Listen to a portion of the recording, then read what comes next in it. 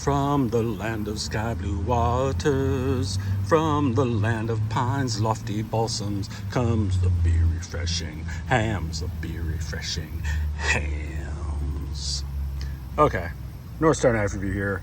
You guys can tell why I do not have a singing career. Anyway, doing something a little different tonight, a little collaboration with Tom over at Knife Delights and Eric at Wasted Beer Money. And what I'm doing is looking at the history of Hamm's beer. Now, this is sort of a beer and knife collaboration, and so Tom bought some canoe, and it's probably something like this one. Although I think his is a marbles as a Rough Rider. I am in the city here, so you are going to hear some noise, some people, some planes, some stuff like that. Some planes going over. And so anyway, hams and canoes, because the land of sky blue waters and canoeing go hand in hand. So I'm going to talk a little bit about the history of hams, and we're also going to talk a little bit about gangsters in the 1930s and the kidnapping that changed St. Paul. So I'm actually going to just open this, I think, so I can have a little something while I'm sitting here. There we go. Have a little sip, just a second. All right, now we're good to go. So I was initially going to go do this over at the old Hamm's Brewing Complex in St. Paul.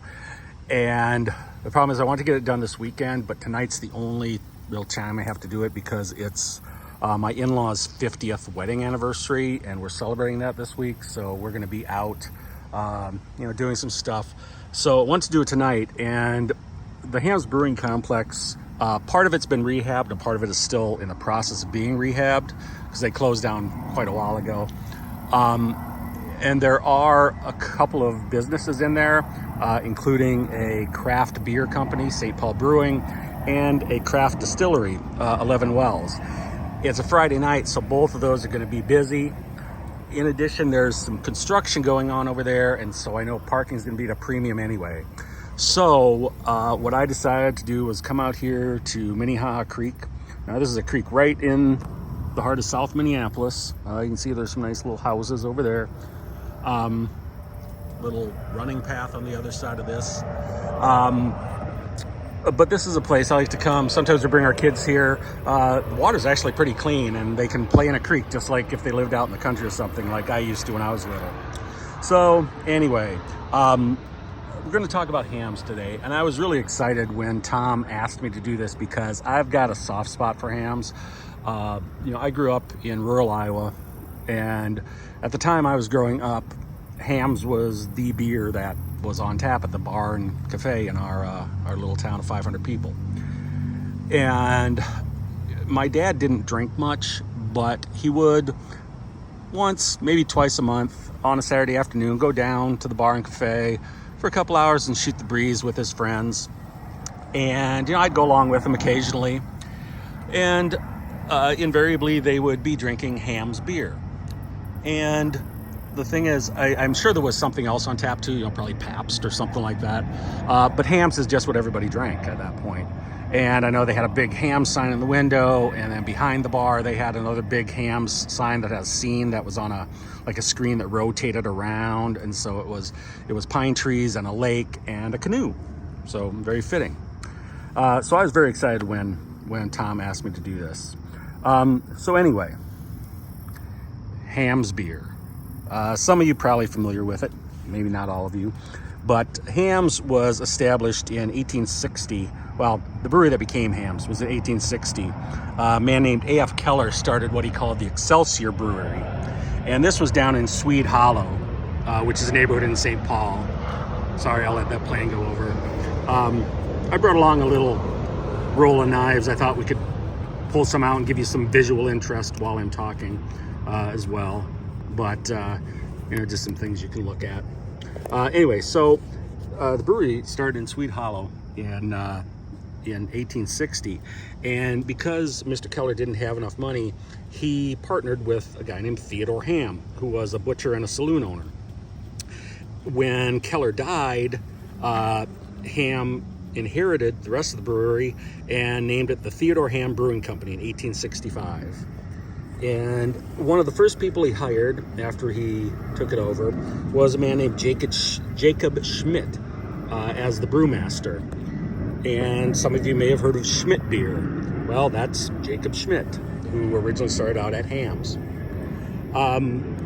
They built a new brew house in 1894 because the other one wasn't big enough. And that's the one that is now still standing over in St. Paul. During Prohibition, Hamm's kept in business by making soft drinks and food products. When Prohibition ended, they really started growing. And by the mid-1950s, they were the fifth largest brewer in the U.S. Now, in 1965, they had their 100th anniversary and sold to Hublin, who did special export and some beers like that.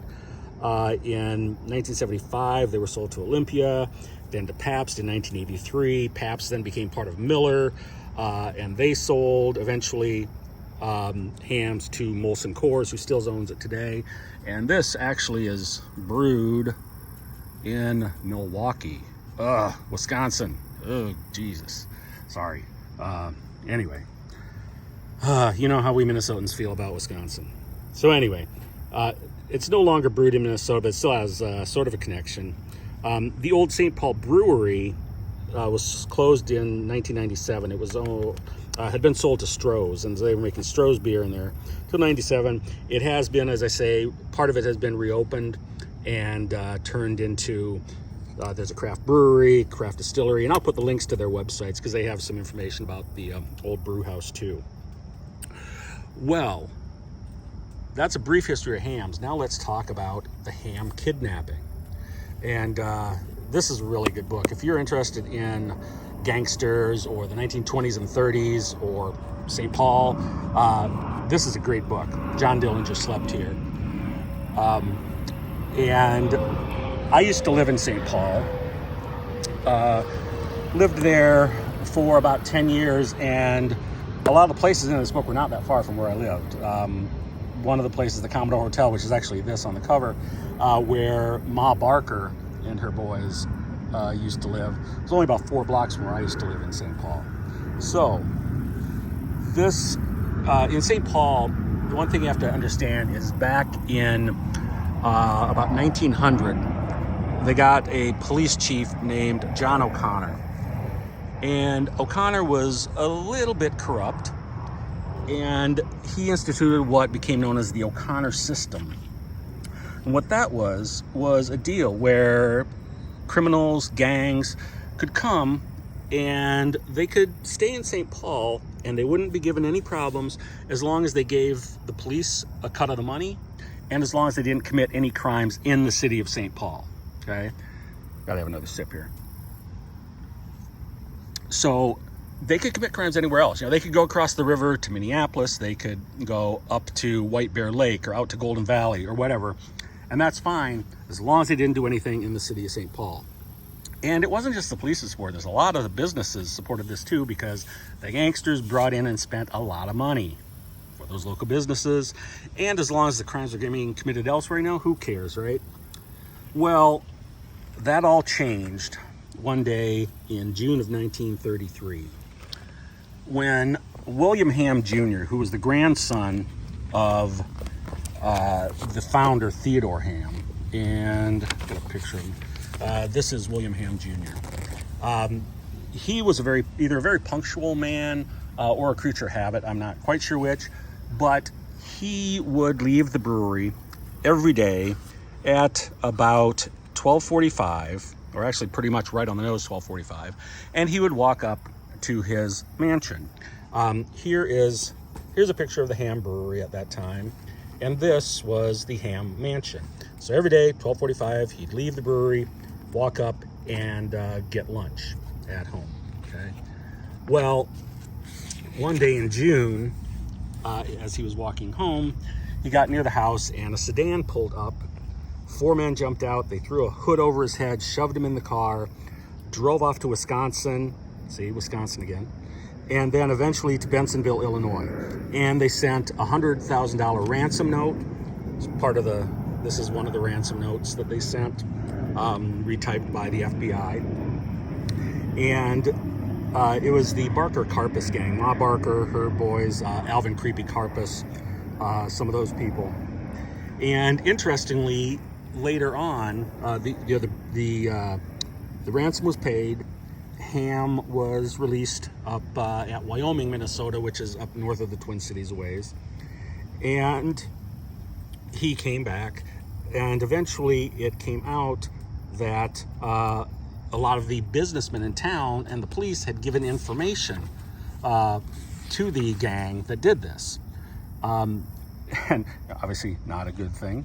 By 1935, the FBI had been working on new fingerprinting systems, and they developed what they called latent fingerprint technology. Used for the first time, they got fingerprints off the original ransom note, and that's how they figured out it was the Barker Karpus gang that did this. At this time, when gangs would come to town, to St. Paul, they actually sought out the police. Excuse me. And they would go find a police officer, let them know where they were going to be staying, and then the police, if they needed a place to stay, would help them find one. If they wanted a prostitute, the police would help them do that. If they needed to launder money, the police would help them do that. So it was a very corrupt system. The Ham Kidnapping all of a sudden made all of the businessmen in town realize that, hey, they could be next. And so they finally started pushing back. And by 1935 or 36, most of the police had either resigned, were under indictment, or were in jail, of the entire St. Paul Police Department, with a few exceptions. Okay, so this became the end of the O'Connor system. And interestingly, what is his name? William Dunn, this gentleman right here, who was the sales manager at Hamm's. He was one of the primary go-betweens between the criminal gangs and the police for years. And he's the one who delivered the ransom money to the Karpus gang. And there is, there's some speculation that he may have been in on it, actually. So anyway, hope you found this somewhat interesting. You can take a look again at the canoe. We've got a few other knives here. I do have another canoe in here somewhere. I just don't know where it is right now. Where is this it? Oh, yep. Another canoe. Rough Rider canoe. So, anyway. Hope you found this little talk about hams interesting. I know I rambled on for much longer than I should, but I was really excited about this. So, anyway. Thank you again to Tom over at Knife Delights, Eric at Wasted Beer Money. If you don't already follow them, please go do so. I'm going to sit here, have the rest of my beer, and then probably go home and, I don't know, do a little work around the house or something. All right, y'all have a good weekend. Stay sharp. I'll catch you next time.